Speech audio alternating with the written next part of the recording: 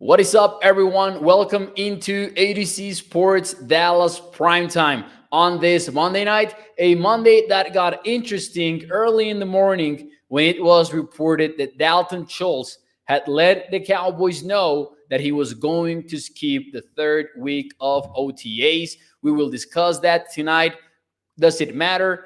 Is it an overblown storyline? We will talk about it all tonight on the show. And later in the second half of the show, we will talk about, and I just realized, by the way, that I had not changed the overlay, so I will do that in just a moment. We will talk about the fact that Jerry Jones was proven right by another piece of news early in the morning as well around the NFL. So we'll get into all of that tonight on the show. What is up, everyone? Welcome into ADC Sports Dallas Primetime. As you join the stream, make sure that you hit the like button, share the stream. If you're watching on Facebook, YouTube, or Twitter, let your friends know about ADC Sports Dallas Primetime. Thank you for tuning in. Let me shout out some people here in the YouTube chat. We have Toxic Tom. We have Bruce Got the Use. Chuck over at Facebook talking about the Rams that just made Aaron Donald the highest paid non-quarterback in the league.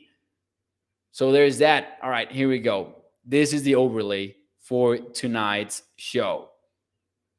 Yeah, Bruce says, Jerry, right? What? We'll talk about it later on the show. But now that more of us are here, let's get this show started. Hit the like button. Every like allows us to put this show in front of more Cowboys fans. Here we go.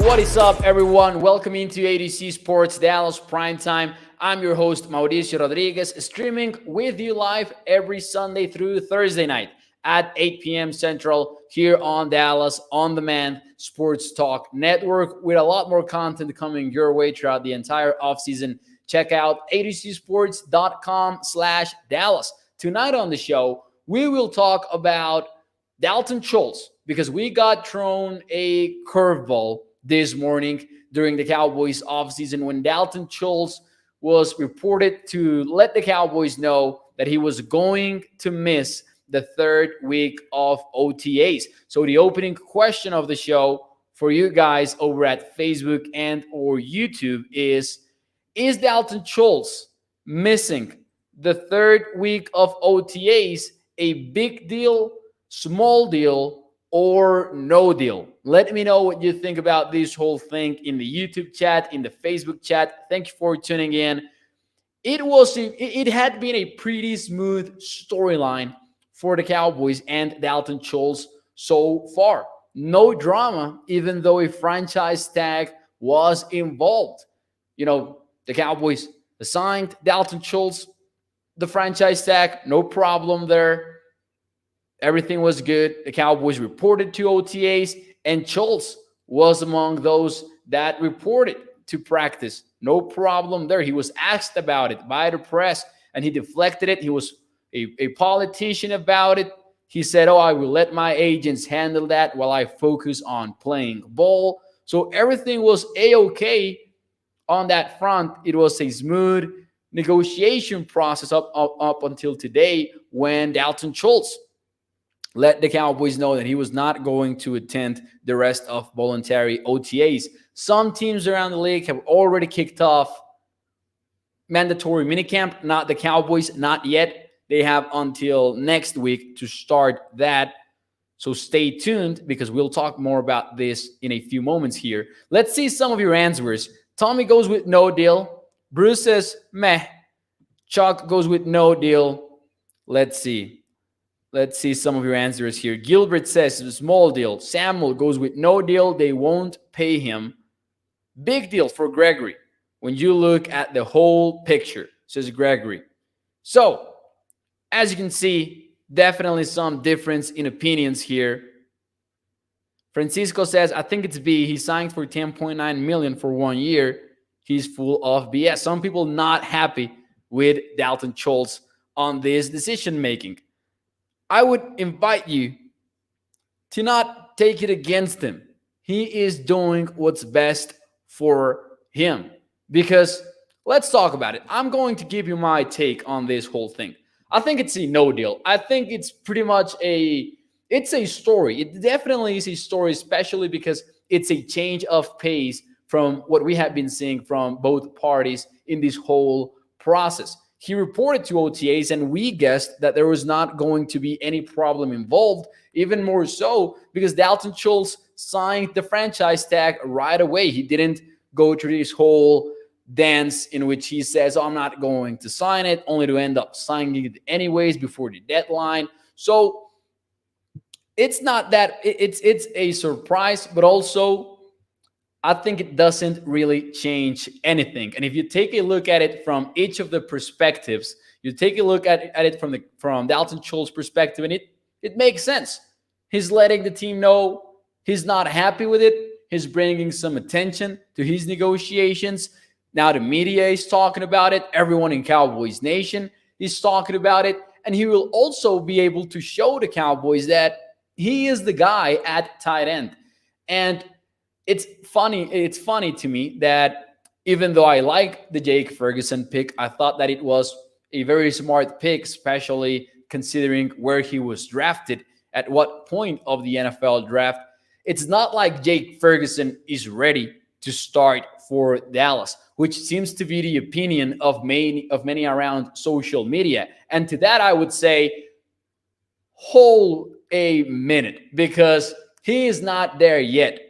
And especially for a tight end. And Jake Ferguson himself talked about this over at DallasCowboys.com. He said there's a lot going on in the Cowboys offense for a tight end. And we know this. There's a lot of reads that he needs to make. There's a lot of blocking assignments that he needs to take care of. There's a lot of things to learn on the Cowboys offense if you are a tight end.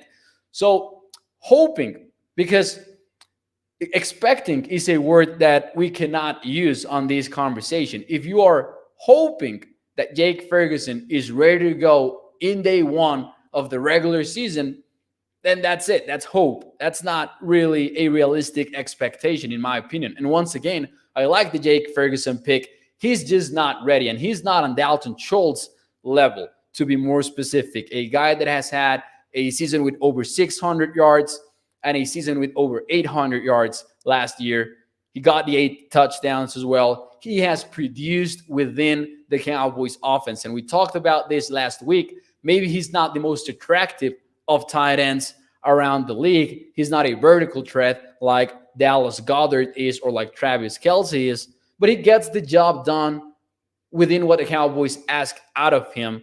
And it's hard to find a player like that. Now, I also saw a comment that said something like, there's like 20 Dalton Schultz out there. And I was like, name them. There is not that many. And that was my point last week as well. And this is not to say, by the way, that, oh, the Cowboys should sign him to a long-term deal. I'm not even saying that.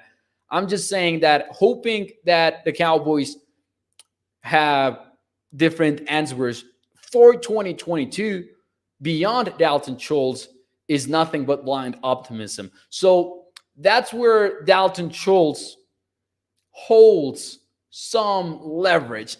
Keyword being some. I don't think that he holds that much leverage, because he does hold leverage in the sense of he is the guy, and you don't really have a backup tight end that's ready for the job. Sure, Jake Ferguson could be a solid backup in 2022, but even that, it's a question at this stage. How long will it take for him to develop into a pro-ready team? So, that being said, what changes? Because I'm not even sure Dalton Schultz is holding out. It might just be a formality of him just saying, you know what, I'm not happy with how slow our negotiations are. And probably this has been accelerated ever since David Njoku signed that 4-year deal with the Cleveland Browns that averages about $13 million per year. So Dalton Schultz might be looking for that security at this stage. Now, the key portion out of this whole conversation is that Schultz did sign the franchise tag. If he had not signed it, the way that we understand it is that he could miss mandatory minicamp and not get fined because there is not a contract there that keeps him from getting from that, causes him, to get fined. But since he put the pen on that piece of paper, he can be fined. And under the new CBA, the fines cannot be reduced and they cannot be waived. So the Cowboys hold some leverage there. Because I would guess that all of us would be pretty surprised if Dalton Schultz holds out for real. Like if he misses time of training camp, for example, or even of the preseason, that would be the surprise. And it's interesting to me because the reports out there are indicating that Dalton Schultz himself has not decided on whether or not he will attend minicamp. But it feels like the sort of thing to me that if he does miss minicamp, then isn't he committing himself to a long run holdout to make it worth it? Because otherwise, what is he winning? I'm not sure how much he needs to hold out for the Cowboys to finally cave and realize that they're not going to make it with Jake Ferguson as their starter. Thank you guys for joining the show. Let's see some of your thoughts on this very topic. Mo says, Toxic Tom, so many fans think Schultz-type players are so easy to draft and forget our countless busts we drafted at tight end with the Jones. And honestly, forget about him being a bust. Like, if you draft a player in the 4th round and it doesn't work out, well then, boo freaking who, right? It's not the biggest of deals. If you take a tight end in the 1st round and he doesn't play out and he doesn't work out, now that's a problem.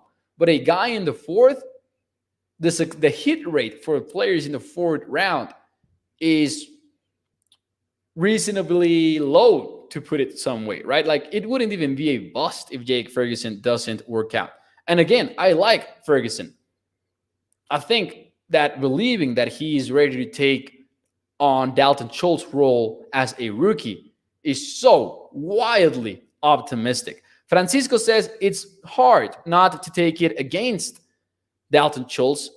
It's not like he's not getting paid that $11 million for 1 year, man says. And I get it. I get this point of view, especially because we're not that conversation, right? We're not the pro players. It's not what we do for a living. And we just like the team and we think of it as the team, right? But if you're Dalton Schultz, right now, you know what your market value is. And your market value is above those $11 million per year. Clear as day. Because you can come to me and you can tell me that you don't think that Dalton Schultz has as much upside as David Njoku does with the Browns. But David Njoku has not come close to 8 touchdowns, and he has not come close to 800 yards in a single season. Dalton Schultz can point to those numbers and say, I have that production. He's working for himself, and that's more than valid in an NFL that your career can go down at any moment, and it can end at any moment. And Dalton Schultz is not entirely sure, maybe. And of course, competitively, his mindset will be that he will get better and better each and every time. But 2021 has the potential to be one of the best seasons in his career. So if he's going to find leverage, he's going to find it in this offseason. He could bet on himself, he could play the tag, and maybe he gets 550 yards in 2022, right? There's a lot of variables out there. Like, I hope this doesn't, come true. I'm not trying to jinx anyone, but hey, Dak Prescott could get hurt, and that will impact Schultz's production in 2021. So good for him to use the cards that he has, the cards that he's been dealt, use him to his advantage. And again, it's easy for us on the outside to say, oh, $11 is a lot of money. But also, if you work at a company and you know that you should be getting paid more, why not ask for that raise, right? So, Francisco, all right, I'm just going to reply to this final and before we move on, because it's an interesting debate always to talk about contract values and all of that. Francisco says, I'm not saying he's not worth more. I'm just saying he signed a contract. He knew his worth when he signed it. But it's sort of a mandatory contract. The player doesn't choose the franchise tag. The team has the right to assign the franchise tag, and as a player, it is pretty much your obligation to sign it if you want to remain a player in the league. That's one of the maybe most unfair aspects of the current CBA, the franchise tag. So yeah, he signed the tag. He didn't really have that much of a choice. He could have held out from signing it. Instead, he wanted to cooperate, and he signed it ASAP. But yeah, let's see what happens. I don't think that Dalton Schultz, I don't think that Dalton Schultz or the Dallas Cowboys position changes a lot after this, but definitely a noteworthy move by Dalton. And the next step becomes minicamp, mandatory minicamp. Will he hold out, or will he attend mandatory minicamp? Because if he doesn't, then you're on to a more relevant storyline, in my opinion, because if you miss those first practices that are mandatory, the first of the year, by the way, which are, you might go down a slippery slope. Russell says he will sign a 4-year deal soon. Skywalker Steel had Bobby Belt, Cowboys insider, on the morning show today. And I was surprised when he said that, the feeling around the Cowboys is that they might be getting ready for a 1-year affair with Dalton Schultz and might not be that all in committing to him. However, and even though that might be the feeling, it doesn't sound like anything that's definitive in any sort of ways, because there's not a report out there reporting the Cowboys' intentions with Dalton Schultz. So we'll see what happens. Two things that I believe are more than clear, though, is Schultz will play in 2022 for the Cowboys, even if he holds out. I just think it's so difficult to find a scenario in which he doesn't end up playing for Dallas. And number two is the Cowboys don't have a plan B at tight end, and Jake Ferguson is not that plan B. So Schultz does have some leverage. Anyways, before we move on, let's see some more of your comments. Gregory says it's not that Dallas doesn't want him to play for them. They just want him to play cheap. Yeah, it's a business, and the Cowboys know that very well. More on that later. Toxic Tom says, Mo, why would Sean Payton want Stephen Jones telling him what to do? LOL. The Trevon Diggs contract is going to be messy. It might be messy indeed. Yeah. Man, the Cowboys have some fun. Not so fun, to be honest, but just something to keep us entertained during the offseason, I guess, coming up in the next couple of years. There is a CeeDee Lamb contract. There is the Trevon Diggs contract. Sooner than later, we'll be having the Micah Parsons negotiations, and then some of these offensive linemen whose contract expire as well. They better not mess around with Diggs and Micah's next contract, says Tommy915. So, my silver lining, the silver lining that I could look for and find and bring up to your attention is what I've been saying since the Cowboys got rid of Amari Cooper and Lyle Collins. Not that this is a rebuild year for Dallas in 2022, but, and once again, I know that the cap is very easy to bend and, do magic out of it like the Rams do. And even more so today when they made Aaron Donald the highest paid non-quarterback in the league. But the Cowboys don't operate like that. So knowing how the Cowboys operate in terms of the salary cap, you could say, you could hope that they're setting themselves for a busy 2023 offseason in which they really don't have a lot of players that they need to urgently sign, but maybe they get some of these deals done ahead of time before they need to actually pull them off in 2024. So maybe they're getting ready for that 2023 offseason. I would hope. I would hope that. Russell says, gives us even more cap room getting under contract. That's a part that maybe sucks the most. I agree with Russell there.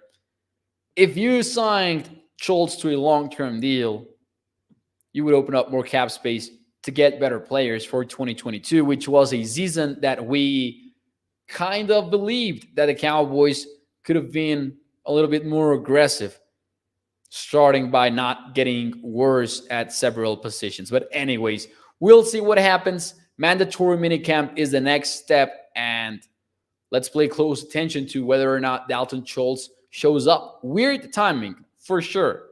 Weird timing. Just one final takeaway from this whole thing. Weird timing by Dalton. The fact that he showed up originally and then he's not. And another note, this time I promise this is the last one, but these are voluntary workouts. So before you go and burn Dalton Schultz on social media, and I'm talking to, those who have burned Dalton Schultz so far, keep in mind, he is negotiating millions and millions of dollars, and he's going to miss the third week of voluntary workouts to which he has attended during the first 2 weeks. So, come on. Let's not be hard on Dalton Schultz. Let him do what's best for him. But anyways, moving on to the second topic of the show, Jerry Jones was kind of proven right. Now, I know some of you guys do not care about any of this, and I fully understand it, but I was pretty interested by it. Call me a nerd. I will let you call me a nerd. But before you do, hit the like button and share the stream. Remember, every like allows us to put this show in front of more Cowboys fans. So please go ahead and do that. It takes about 2 seconds, 1 second. But anyways, the Denver Broncos are reportedly being sold to Rob Walton for $4.5 billion. Now, that's a big number for Denver. It's the highest price for a sports franchise in the history of sports. They go for $4.5 billion. The previous record, if I'm not mistaken, I might be, because I don't remember what the Mets sold for in baseball, but in the NFL, I think it's David Tepper buying the Carolina Panthers. Jerry Jones said earlier in the offseason that he could sell the Cowboys for $10 billion. And people were surprised about the number that he threw out. He let it be known that, he's not actually going to do it. He's just flexing his muscles and saying, if I wanted to, I could sell the Cowboys for $10 billion. What made that number noteworthy is that according to Forbes 2021 valuations, the Cowboys were worth $4.5 billion, the most valuable franchise in the world of sports. The Denver Broncos came in at number 10 on that list at $3.75 billion, and yet they sold for $4.5 billion. So big difference there between those two numbers.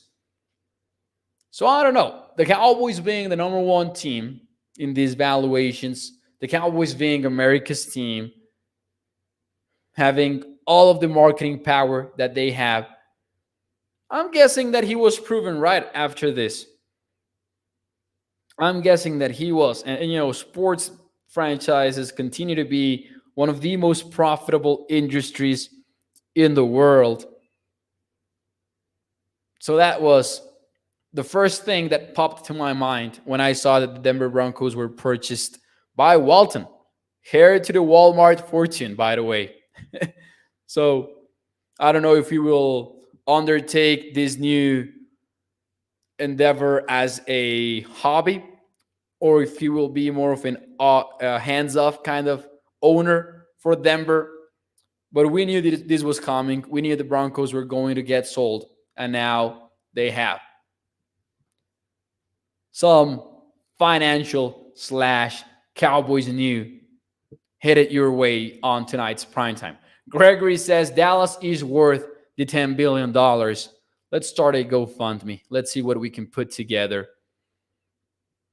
Russell says, what was your thoughts? Des saying he wants to play this year, bringing the X while Gallup getting healthy. Question from Russell here. Des Bryant, when he was playing for the Cowboys in specific those years between 2010 and 2014, in my opinion, has been one of, on that span, 2010, 2014, he's been one of the most dominant Cowboys players that we've seen, in the quote-unquote modern days. With that, I mean in the Super Bowl drought days. He's been one of the most dominant players, in my opinion. But I just don't see him being there anymore. And it's not even, a knock on him. It's just the last time that we actually saw Des Bryant was a long time ago.